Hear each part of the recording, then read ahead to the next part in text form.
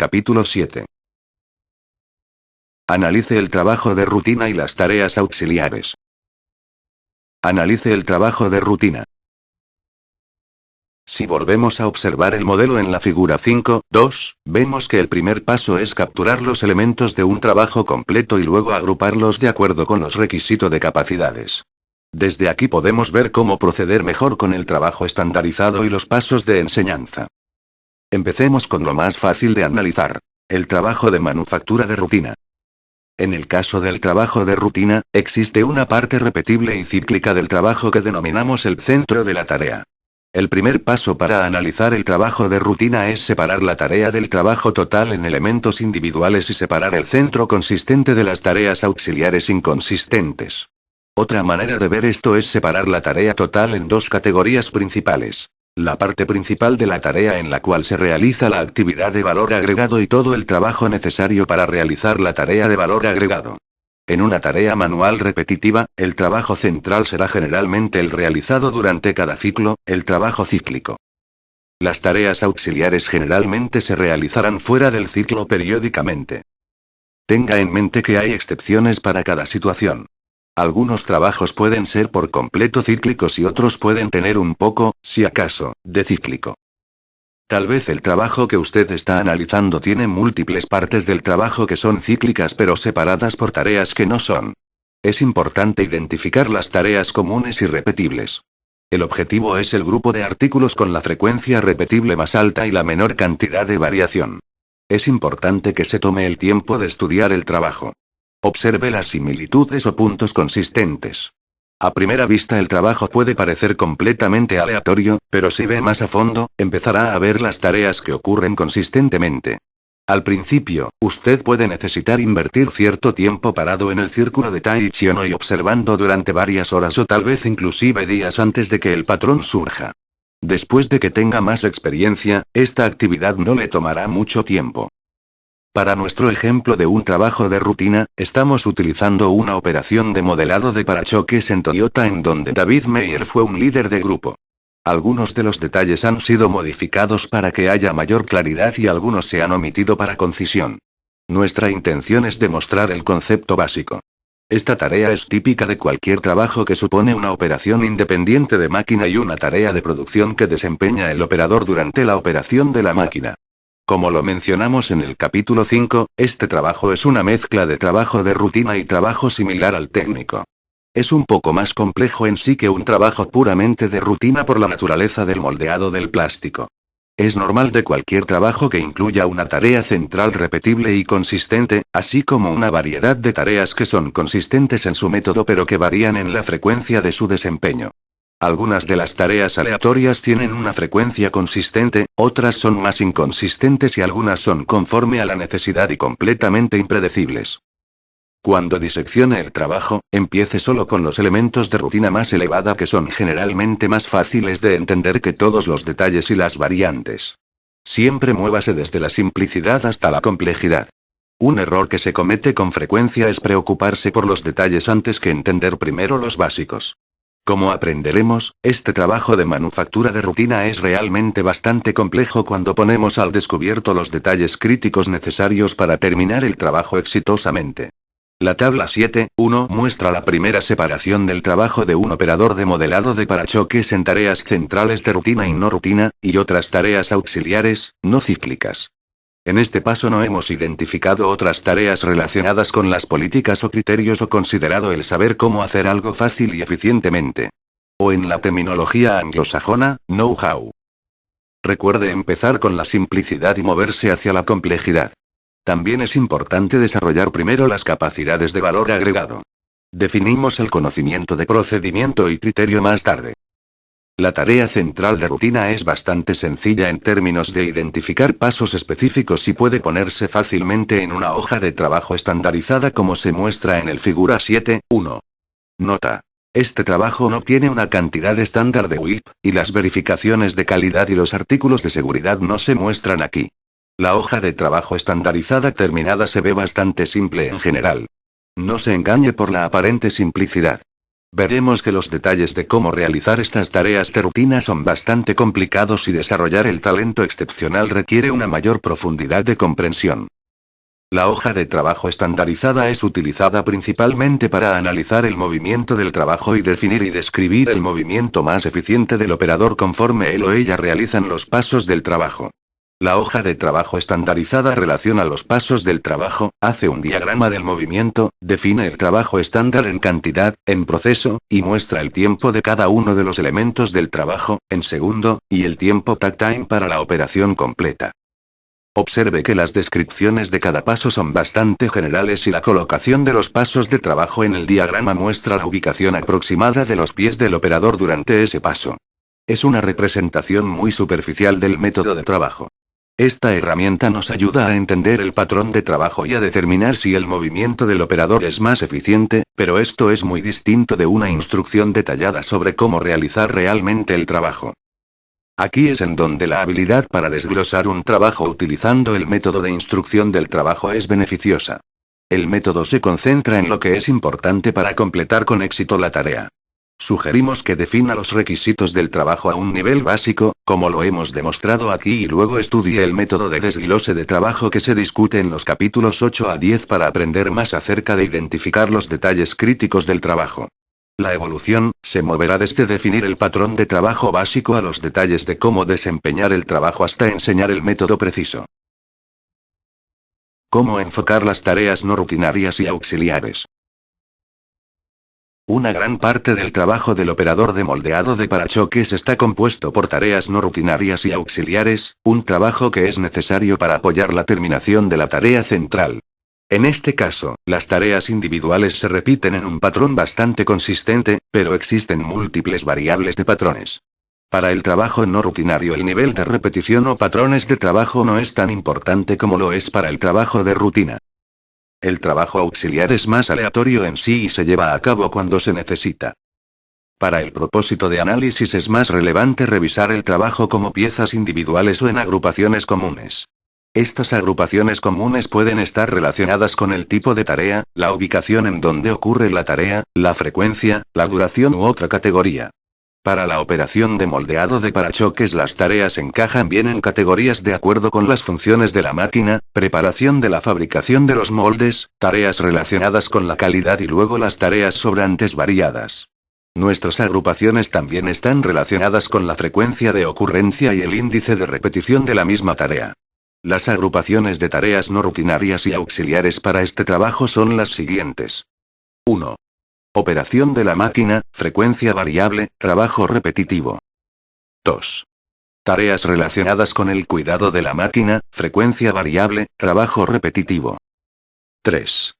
Tareas relacionadas con la calidad, frecuencia variable, trabajo repetitivo. 4. Tareas misceláneas, trabajo variable, cierto nivel de repetición. Continuamos desglosando los elementos básicos del trabajo en elementos detallados. Cada uno de estos elementos nuevamente será desglosado y los niveles pormenorizados empiezan a ser la base del método estándar definido para esa parte de la tarea. Tenemos la hoja de trabajo estandarizada para la parte central de rutina del trabajo, y hemos definido los métodos para cada tarea no rutinaria y auxiliar que se detalla en la instrucción del operador y en las hojas de desglose de trabajo y utilizada para capacitar a los empleados. La siguiente lista muestra el desglose de cada categoría relacionada con cada una de las tareas individuales asociadas que deben enseñarse a los operadores. Número 1. Actividades para la operación de máquinas. A. Encendido de la máquina. B. Controles de la máquina. C. Ciclos de la máquina. D. Cambio de molde. E. Apagado de la máquina. Número 2. Tareas de trabajo relacionadas con el cuidado de la máquina. A. Quitar el molde aplicando el spray, cada 10 ciclos. B. Retoque de spray para quitar el molde, cada ciclo y parte del trabajo estandarizado. C. Limpieza completa del molde, cada 120 ciclos. D. Limpieza parcial del molde, cada 40 ciclos. E. Preparación del molde después de la limpieza, cada 120 ciclos. F. Pulido de la superficie del molde, para corregir defectos, ocurrencia aleatoria. Número 3. Tareas relacionadas con la calidad. A. Inspección parcial, cada ciclo. B. Inspección completa de la parte, cada hora. C. Inspección visual. D. Confirmación de peso. Número 4. Tareas varias. A. Equipo y requisitos de seguridad. B. Utilizar herramientas manuales. C. Llenar las hojas de recopilación de datos. D. Llenar los tableros de información de producción. E. Ajuste de la pistola pulverizadora. Continuamos desglosando cada pieza en detalles menores. Un ejemplo de una de las subentradas de la tarea de encendido de la máquina, una de las tareas de operación de la máquina, es como sigue. Número 1. Encendido de la máquina. A. Prender la máquina. B. Soltar manualmente los sujetadores del molde. C. Abrir el rodillo. D. Inclinar los rodillos. E. Extender el rodillo superior. F. Replegar el rodillo superior. G. Empezar operación del ciclo de secado. Ahora nos acercamos. Esta lista muestra los pasos necesarios para arrancar la máquina, pero todavía tenemos un trecho que recorrer antes de que se delinee el proceso completo. Desde este punto es posible empezar a definir cómo realizar cada paso. Algunos pasos son relativamente fáciles y necesitan muy poca definición. Algunos son complejos o tienen un tema de seguridad asociado y necesitan más detalles. Cada vez que se opera una máquina, los puntos claves de seguridad deben ser identificados claramente como lo mostramos en el capítulo 9. Hemos visto que una de las tareas auxiliares más básicas de un operador de máquinas, encender la máquina, es en realidad muy minuciosa. Cada una de las tareas detalladas debe ser impartida a cada nuevo operador. Podemos ver entonces que enseñar el trabajo puede ser una misión compleja. Algunas de estas tareas individuales son menos complejas y no tomarán mucho tiempo enseñarlas. Algunas son más complejas y pueden tomar días o semanas enseñarlas. Desarrollar el talento en los empleados es una tarea mucho más grande de lo que pensamos a menudo. Asegúrese de desglosar cada trabajo en detalles de modo que la gente desarrolle el nivel de capacidad más alto. Para prevenir la parálisis del análisis y enredarse con detalles superfluos, utilizamos un método para categorizar aún más las tareas del trabajo de acuerdo con su importancia. Algunas de estas tareas son de naturaleza crítica y deben definirse muy cuidadosamente. Otras son menos importantes o tienen un amplio rango de aceptabilidad y no necesitan dicho análisis pormenorizado. Discutimos esta idea más adelante en este capítulo. Regresemos al tema del tipo de tarea de trabajo y el método de documentación para el proceso de trabajo estandarizado. Hemos mostrado la hoja de trabajo estandarizado, figura 7.1, para la tarea central de rutina. ¿Qué documentos se utilizan para el trabajo auxiliar de rutina? Existe un elemento de depende aquí, pero la figura 7.2 muestra el desglose de las tareas para la operación de moldeado de parachoques y las formas escritas relacionadas que se utilizan para el propósito de documentar el método definido. Vea también la tabla 6.1. El método de IT se utiliza para transferir el conocimiento de todos los tipos de tareas, sin tomar en cuenta la documentación que se utilizó para registrar el trabajo real. Las tareas auxiliares, que son un procedimiento consistente, pero una secuencia variable y aleatoria, son capturadas en las hojas de instrucción de trabajo, también llamadas hojas de instrucción del operador. Otra información relacionada con las políticas y las prácticas de trabajo pueden capturarse en las hojas de instrucción del operador para tareas como el manejo del material de desperdicio. La información relacionada con las políticas y los procedimientos está contenida en los documentos de políticas estándar. Con frecuencia encontramos gente que solo está aprendiendo lean para asegurarse que han encontrado la solución ideal o perfecta. La filosofía de la mejora continua empieza con el supuesto de que no hay una solución perfecta, ni tampoco es deseable gastar un tiempo excesivo tratando de encontrar una. El método esencial de Toyota es primero identificar la necesidad, por ejemplo incrementar la producción, estudiar el método de trabajo buscando el desperdicio, identificar qué mejoras pueden hacerse rápidamente, unos cuantos días como mucho, ocuparse de hacer las mejoras y al mismo tiempo planear e instrumentar los puntos de más largo plazo. Después repetir nuevamente los pasos y hacer mayores mejoras. Este es el ciclo de hacer, planear, verificar, actuar. Analizando un trabajo complejo del campo de la asistencia médica. En la asistencia médica, definir métodos efectivos para cosas tan simples como lavarse las manos pueden significar la diferencia entre la vida y la muerte. El índice de mortalidad de pacientes debido a infecciones contraídas dentro del hospital es sorprendente. Solo en Estados Unidos, más de 2 millones de pacientes adquieren infecciones o enfermedades en el hospital y 100.000 de ellos mueren cada año por las infecciones obtenidas dentro del hospital. Una persona muere cada 5 minutos de una infección provocada en un hospital. En un caso, cuando los médicos fueron interrogados sobre su adhesión al estándar definido de lavarse las manos, todos ellos informaron que habían obedecido por completo. Sin embargo, la observación real en el lugar de trabajo indicó un índice de obediencia de solo 32%. El estudio descubrió que en algunos casos se había omitido por completo el lavado de las manos y en muchos casos no había un método consistente utilizado por todos. Como otro ejemplo, una causa importante de infección son los catéteres intravenosos que se colocan en los vasos sanguíneos que conducen al corazón para que se les puedan administrar fluidos intravenosos más fácilmente. De acuerdo a los estimados, 250.000 pacientes por año sufren de infecciones por este procedimiento, con aproximadamente un 15% o más de muertes. En un hospital, al estudiar las raíces de las infecciones, estandarizar el proceso, utilizar señalizaciones visuales y capacitar a las enfermeras, la incidencia de las infecciones se redujo de 37 muertes en un año a 6 en el siguiente año. Las muertes relacionadas se redujeron de 19 a 1.3. El problema del cumplimiento inconsistente o de la variación del método por supuesto no es excepcional en la asistencia médica. Lo vemos todo el tiempo en otras industrias. Creemos que la raíz es la misma en todos los casos. Un fracaso en la instrucción de los detalles del trabajo, identificar los puntos de naturaleza crítica, definir un método específico de realizar la tarea, enseñar de manera diligente a todos el método correcto y entonces dar un seguimiento continuo para asegurarse de que el método está siendo utilizado por todos, y utilizando indicadores de medición específicos, tales como el número de infecciones, como una verificación general de que el proceso está controlado. Para nuestro análisis tomamos los deberes típicos de una enfermera en un hospital de mucho movimiento.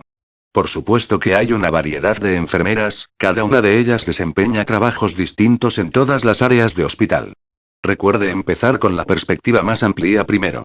El trabajo de la mayoría de las enfermeras en un hospital estará alineado de cerca con el trabajo artesanal o del tipo técnico. Este tipo de trabajo probablemente no tendrá una tarea central de rutina, aunque algunos podrían, en cuyo caso refiérase a la sección anterior. Sin embargo, las tareas auxiliares pueden ser de naturaleza muy rutinaria y definible. El trabajo de enfermería también incluye algunas capacidades fundamentales que se tratan en la escuela de enfermería, conocimiento extenso de políticas y criterio aprendido en el trabajo. Cuando observamos el trabajo de un enfermero típico, lo que veríamos es una serie de sucesos que ocurren de manera aleatoria. El enfermero puede estar atendiendo a un paciente y recibir la solicitud de algo, digamos otra almohada. Mientras se dirige a conseguir la almohada, entra una llamada de otra habitación. Allá va a atender el nuevo problema. Después de atender la llamada, lo detiene un doctor para pedirle la atención especial a un paciente. Luego va a administrarles el medicamento a los pacientes. Una hora más tarde recuerda la almohada y se dirige a conseguirla. En el camino lo detiene otro enfermero pidiéndole que le ayude a mover un paciente a otra cama, y así continúa con lo mismo. Si seguimos al enfermero todo el día, nos sentiríamos como una pelota en la máquina de pinball, rebotando alrededor y siendo lanzados hacia adelante y hacia atrás. ¿Cuándo, entonces, es posible estandarizar este proceso al parecer aleatorio? El mundo real del trabajo de la enfermera requiere flexibilidad y la habilidad para responder a la siempre cambiante situación. Escuchamos esta misma objeción en la manufactura y en otros campos en donde el trabajo parece altamente variable. Se supone que el trabajo de la enfermera debe realizarse de rutina como el trabajo en una línea de ensamblaje. Aquí está el error. No es la intención del trabajo estandarizado hacer todo el trabajo altamente repetitivo. La intención es definir los mejores métodos para reducir la variación en el método de trabajo tanto como sea posible. Mediante el estudio cuidadoso del trabajo de la enfermera para identificar las tareas comunes o repetitivas más que enfocar solamente las diferencias, empezamos a ver que emerge un patrón. Veríamos que las tareas individuales son las mismas, pero que no siguen un patrón consistente. La parte de rutina de un trabajo en una línea de ensamblaje tiene las mismas tareas siguiendo el mismo patrón. Completamente repetitivas. La enfermera tiene algunas tareas repetitivas que siguen un patrón consistente en algunos momentos y un patrón inconsistente en otros. Estas están salpicadas con sucesos aleatorios que ocurren aquí y allá, toda una mezcolanza de actividades. Utilizando un enfoque similar al que se usa en el trabajo de moldeado de parachoques que revisamos antes en este capítulo, empezamos por desglosar el trabajo total de la enfermera en piezas individuales, buscando los elementos comunes definibles como se muestra en la tabla 7.2. Una parte del trabajo total es en sí rutinario y seguirá cierto patrón.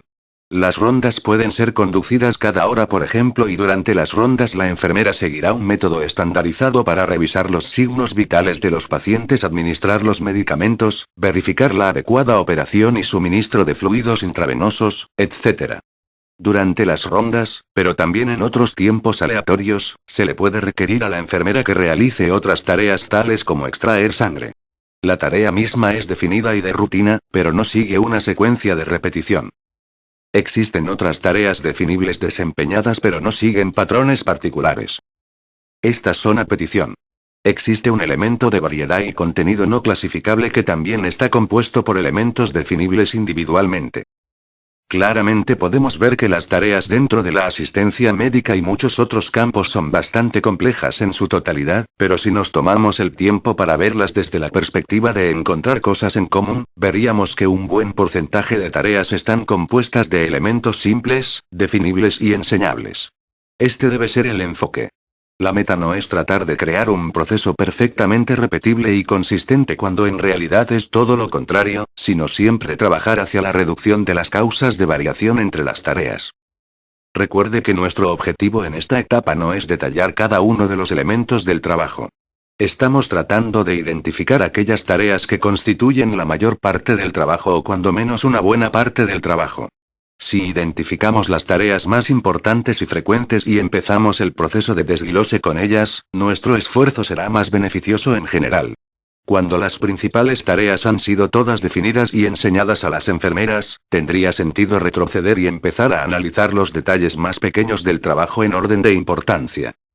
Como es usualmente el caso, justo como el operador de moldeado de parachoques, algunas de estas tareas son más fáciles de definir y detallar que otras.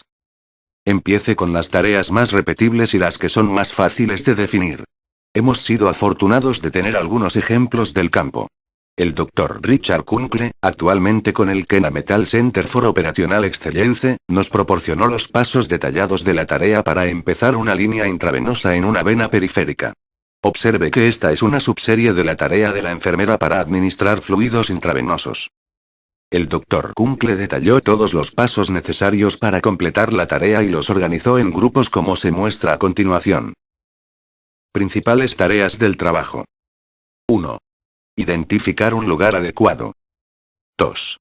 Seleccionar el tamaño y tipo adecuado de dispositivo intravenoso. 3. Verificar que el dispositivo está en el orden apropiado. 4. Descontaminar el lugar de inserción de dispositivo intravenoso. 5. Puncionar la vena. 6. Remover la aguja. 7. Deshacerse con cuidado de la aguja. 8. Estabilizar el catéter. Tareas auxiliares. 1. Obtener el paquete de inicio del dispositivo intravenoso. 2. Reabastecer el paquete al estándar. 3. Determinar si existe alergia al látex. 4. Precortar la cinta adhesiva al largo. 5. Abrir el mecanismo de microporo que contiene el catéter. 6. Determinar y obtener la solución intravenosa correcta. 7. Determinar el tipo correcto de tubo intravenoso a utilizar. 8. Insertar el tubo en la bolsa. 9. Preparar la línea con fluido. Tareas de política y criterio 1. Políticas y procedimientos de seguridad Sharps, uso y disposición de la aguja. 2. Prevención de infección y políticas y procedimientos de control. 3. Políticas y procedimientos para el manejo del desperdicio infeccioso. 4. Políticas y procedimientos para la alergia al látex. 5. Requerimientos de documentación para la tabla. 6. Requerimientos de documentación para el lugar del intravenoso. Esta pequeña parte del trabajo general implica muchos pasos detallados, y estos necesitan desglosarse a un detalle mucho mayor para fines de capacitación. En la figura 7.3 nos tomamos la libertad de reorganizar las tareas de inserción del dispositivo intravenoso, y unos cuantos adicionales, en agrupaciones que facilitarán la capacitación y también identificarán las tareas individuales que necesitan estandarizarse. Tomamos las decisiones respecto a cómo separar las tareas en base a la lógica de las agrupaciones para fines de capacitación. Empezamos identificando la parte central de valor agregado de la tarea. La tarea central debe enseñarse primero porque es la parte más crítica del valor agregado. En este caso la tarea central es la inserción misma del dispositivo intravenoso. Después, busque cualquier parte de la tarea que se repita pero que no esté incluida en la tarea central porque no se repite con la misma frecuencia o es realmente realizada como un evento separado de la tarea central. En el ejemplo en la figura 7.3, las tareas no centrales repetitivas son entonces agrupadas de acuerdo a si ocurrieron antes o después de la tarea central. Estas son en general cierto tipo de preparación para, o terminado requerido para la tarea central, como limpiar la cocina después de cocinar. Aquí sentimos que las pretareas y las posttareas se deben desempeñar por separado del contacto real con el paciente. No sería prudente tener al paciente sentado y esperando mientras se realiza la preparación. Esto es análogo a una máquina esperando por un cambio de montaje mientras se prepara el equipamiento. Puede haber una excepción en este caso para la preparación de los materiales, la bolsa y el tubo del dispositivo intravenoso, debido a posible contaminación si se hace por adelantado. Puede ser necesario realizar esta tarea justo antes de la inserción real del intravenoso. Si los materiales deben prepararse cada vez que la tarea central se realiza, esta parte de la tarea también sería considerada parte de la tarea central, pero para fines de capacitación nosotros todavía separaríamos las dos tareas en sesiones de capacitación individuales. Estas tareas repetitivas serían el siguiente nivel de importancia para fines de capacitación. Debido a que estas tareas se repiten con frecuencia, tener gente capacitada para desempeñarlas tiene un alto valor. Finalmente, consideramos el resto de las tareas que no se repiten o que se repiten en una frecuencia baja, una vez al día. De nuevo, estas fueron divididas en grupos de pretareas y posttareas. Conforme continuamos dividiendo las varias tareas en agrupaciones, estamos tratando de organizarlas de acuerdo a los eventos de capacitación y para dar prioridad a estos eventos. Las tareas variadas menores o las poco frecuentes debe enseñarse después de las tareas centrales más importantes y las repetitivas. También hemos incluido la información de apoyo necesaria como las políticas y las herramientas para la toma de decisiones, ayudas de capacitación, que pueden utilizarse para ayudar al estudiante cuando se le enseñan las tareas que requieren toma de decisiones o que requerirían educación adicional. Hasta el momento hemos identificado una variedad de tareas y las hemos desglosado en detalle moderado, pero todavía tenemos realmente que definir y estandarizar cualquier método. Aquí está la cuestión, necesitamos desglosar cada tarea detallada para la instrucción del trabajo de modo que podamos encontrar el mejor método y estandarizarlo. Hasta el momento, hemos identificado los pasos de las tareas. Estos pasos son la base del proceso de estandarización y definen qué es lo que se está haciendo. El desglose de trabajo para capacitación llevará al proceso un paso adelante e identificará los puntos claves del trabajo. Los puntos claves establecen cómo desempeñar mejor los pasos. Exploraremos la identificación de los puntos claves en el capítulo 9. Antes de dejar este ejemplo, volvamos al trabajo estandarizado. En las últimas páginas describimos cómo ver los detalles individuales del trabajo y cómo organizarlos en categorías de modo que los métodos específicos para desempeñar las tareas puedan ser definidos. Recuerde que el trabajo estandarizado tiene la intención principal de analizar el trabajo con el fin de identificar y eliminar el desperdicio. En la siguiente sección le damos un ligero giro. En Toyota cada tarea de trabajo es analizada ciegamente en aislamiento. Antes de entrar en detalles, es mejor retroceder un paso más y expandir su perspectiva de una sola operación y considerar el proceso completo. Evalúe el proceso completo. Al evaluar el trabajo estandarizado, es importante recordar una diferencia clave entre Toyota y las empresas tradicionales basadas en la analítica de costos. Toyota se enfoca en la eficiencia total del sistema más que en la eficiencia individual. Es importante ver más allá del trabajo individual durante la evaluación del trabajo estandarizado y examinar el panorama total en el lugar de trabajo. Si examinamos el caso de la enfermera antes citado y expandimos nuestra perspectiva para incluir a todas las enfermeras del departamento o piso, probablemente veremos varias enfermeras, cada una corriendo de un lado al otro y siendo distraídas de su función principal de valor agregado: hacer las rondas y administrar a los pacientes. Un principio clave en el libro Las claves del éxito de Toyota es el aislamiento de variación dentro de los procesos de trabajo. Si ocurre la variación, es mejor aislarla a la menos gente posible de modo que su efecto se contenga. Toyota tiene una estructura establecida para permitir a los asociados del equipo de valor agregado enfocarse en sus tareas y no distraerse con otros asuntos.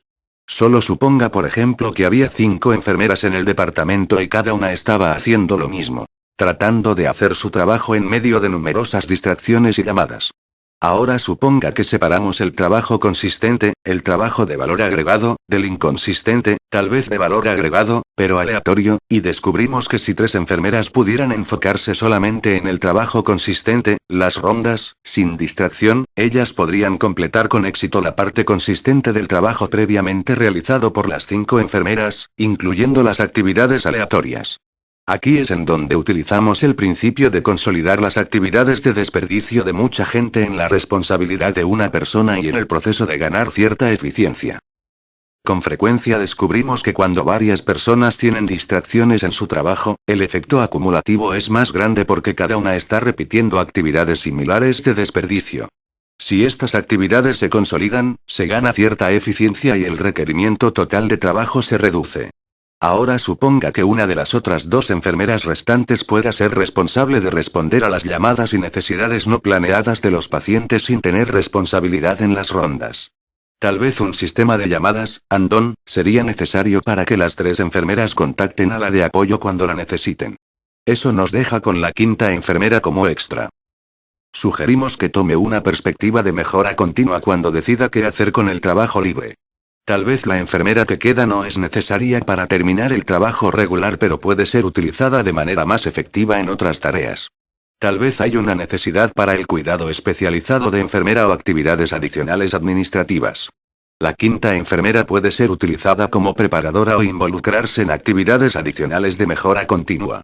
Existen numerosas posibilidades y en muchos casos los hospitales enfrentan una escasez crítica de enfermeras y cualquier enfermera que sea retirada de las tareas cotidianas puede ser reasignada a otras áreas. Considera el potencial a largo plazo de utilizar por completo a las personas en lugar de la posibilidad de reducción de costos a corto plazo por dejar ir a una persona. Determine qué puntos son críticos y asegúrese de que se realicen impecablemente. Cuando pedimos a los líderes y a los trabajadores que calculen el porcentaje del trabajo total que es esencial, usualmente obtenemos un número muy alto, frecuentemente 90% o más. Este es un malentendido común respecto a la definición de esencial. Todos los pasos de trabajo son necesarios para la exitosa terminación de la tarea, pero no todos son esenciales. Por definición, un paso de trabajo esencial es uno que debe seguirse con un alto grado de exactitud. Si el paso no se sigue con precisión, ocurrirá un defecto, cualquier resultado que no cumple con el estándar esperado. Los aspectos esenciales del trabajo también tienden a tener un rango muy limitado de aceptabilidad y, por lo tanto, deben monitorearse cuidadosamente. En la mayoría de los casos, los aspectos esenciales de cualquier trabajo son entre 15 y 20% del trabajo total. Más allá de los pasos esenciales, están los de alta importancia, que desciende a los niveles más bajos de importancia. La clave para el desarrollo exitoso del talento es identificar la pequeña porción del trabajo que es crítica y muy importante, y tener especial cuidado para definir el mejor método estándar y capacitar a todos a seguir el método prescrito consistentemente. Todos los aspectos del trabajo no son igualmente importantes y un esfuerzo extra debe aplicarse en donde produce el beneficio más grande. Además, los puntos esenciales deben monitorearse cuidadosamente. Los líderes deben enfocar su atención en las tareas más cruciales y enfatizarlas a los asociados. Si los líderes intentan poner una importancia igual a todos los detalles, probablemente obtengan resultados limitados. No es práctico monitorear de cerca cada detalle en el lugar de trabajo. Lograr los resultados deseados requiere de la habilidad para diferenciar entre los puntos de naturaleza crítica, de alta importancia y de poca o ninguna importancia. Insista en que cada persona siga a los pasos críticos exactamente. Permita métodos de trabajo con rangos definidos para trabajos menos críticos cuando no afecten negativamente el rendimiento. En algunos casos la manera en que se desempeña el trabajo tiene poca o ninguna importancia y requiere seguimiento y monitoreo limitado. Nosotros utilizamos el trabajo de moldeado de parachoques como un ejemplo para proporcionar una idea de la porción detallada y crítica del trabajo. Cada paso del trabajo o procedimiento tiene un rango de tolerancia de desempeño. Algunos rangos de tolerancia son bastante estrechos y deben tener un alto grado de conformidad. Otros tienen un rango más amplio, pero todavía es necesario desempeñarlos cuidadosamente con un método específico. Finalmente, hay una porción de casi cada trabajo que permite un mayor grado de variabilidad y las diferencias en la técnica tendrán muy poco impacto en el resultado final. La tabla 7.3 proporciona una directriz para el contenido aproximado de la mayor parte del trabajo. Por supuesto que los porcentajes exactos en cada categoría variarán de acuerdo con el trabajo, pero la idea básica es la consistencia. Existirá cierto grado de variación en cada situación de trabajo. Como regla general, invierta 80% de su tiempo enfocándose en 20% de los puntos que son más críticos. Estos son los puntos que permiten muy poca variación en sus parámetros de operación. Para estos puntos no existe una desviación aceptable del método definido. No se les permite a los miembros del equipo trabajar por cuenta propia con su propio estilo preferido. En muchos casos vemos a los líderes que equivocadamente asignan una importancia igual a todos los aspectos del trabajo. En algunos casos se rebajan los elementos críticos a un nivel general de importancia, y la indiferencia por la naturaleza crítica de estas tareas conduce a problemas de seguridad y calidad. Al otro lado del espectro, vemos puntos de baja importancia que son enfatizados de manera inapropiada. Si usted intenta poner un nivel alto de importancia a todo el trabajo, será necesario insistir que el trabajo se realice exactamente como se definió, ninguna desviación es permitida. Asignar el nivel más alto de importancia a todo el trabajo es una forma segura de molestar a los trabajadores y de volverse loco tratando de que todos desempeñen todo el trabajo a niveles críticos. Lo que vemos normalmente como la principal diferencia entre Toyota y otras empresas es el grado al cual la japonesa clarifica la importancia de los varios aspectos del trabajo. La mayoría de las otras empresas consideran el trabajo en sí bastante general y no distinguen frecuentemente la importancia de los aspectos del trabajo, y existe una justa cantidad de desacuerdo acerca de la mejor forma de hacer el trabajo. En Toyota está claro para todos cuáles son los aspectos críticos del trabajo y la importancia de hacerlos en la forma establecida. El fracaso en hacerlo conllevaría a resultados no deseados y muy probablemente tendría un impacto en el sistema entero. En la línea de ensamblaje, Toyota fijará anuncios para indicar qué trabajos incluyen pasos críticos de seguridad y de calidad. Estos anuncios son visibles fácilmente arriba del área de trabajo. Refiriéndonos nuevamente a la operación de moldeado de parachoques, vemos que la tarea requiere que el miembro del equipo saque del molde el parachoques manualmente, y también que recorte y lije los excedentes de las líneas de separación. Solo una pequeña porción del trabajo total es de naturaleza crítica. El recorte manual real de los excedentes de las líneas de separación es la parte más crítica del trabajo. El cuchillo de recorte debe sostenerse perpendicularmente a la superficie y la línea de corte debe seguirse dentro de 2 milímetros. Si el cuchillo de recorte se coloca en ángulo a tan solo unos cuantos grados más o menos, el corte resultante es inaceptable porque es una superficie terminable visible. También la línea de recorte en la compuerta de inyección colinda con otra superficie y debe estar extremadamente derecha. Para estas tareas la técnica es muy precisa y los trabajadores que las realizan son capacitados y monitoreados cuidadosamente. Es inaceptable tener alguna variación del método o experimentación con preferencias individuales para estos pasos. La mayor parte del trabajo de moldeado de parachoques es importante pero tiene un rango de tolerancia bastante amplio. Por ejemplo, cuando se jala del molde el extremo del parachoques, debe sacarse del molde entre 5 y 12 centímetros y bajándolo al mismo tiempo unas cuantas pulgadas. Jalar el parachoques mucho más que 12 centímetros probablemente plegará el lado del parachoques. Dese cuenta de que décimos probablemente causará un pliegue. En realidad, si el parachoques es sacado hacia abajo en un ángulo agudo de más de 17 centímetros, la probabilidad de un defecto aumenta a una certeza, de modo que se enseña a los operadores una técnica para sacar del molde el parachoques entre 5 y 12 centímetros, asegurando de ese modo un producto de buena calidad. Enseñar y desempeñar una técnica de trabajo con una variación aceptable de 7 centímetros es mucho más fácil que una técnica que requiere una precisión de 2 milímetros. La posibilidad de error es más baja conforme aumenta el rango de trabajo aceptable y no es necesario enfocarse en los esfuerzos de capacitación para seguir un método de manera tan precisa como con un paso crítico. Si un pliegue en el lado del parachoques se descubre en un momento más tarde en el proceso, el líder del equipo verificaría inmediatamente la técnica del operador para desmoldar, pero este es un problema poco frecuente y no requeriría de vigilancia constante. Los pasos críticos requieren un monitoreo cercano.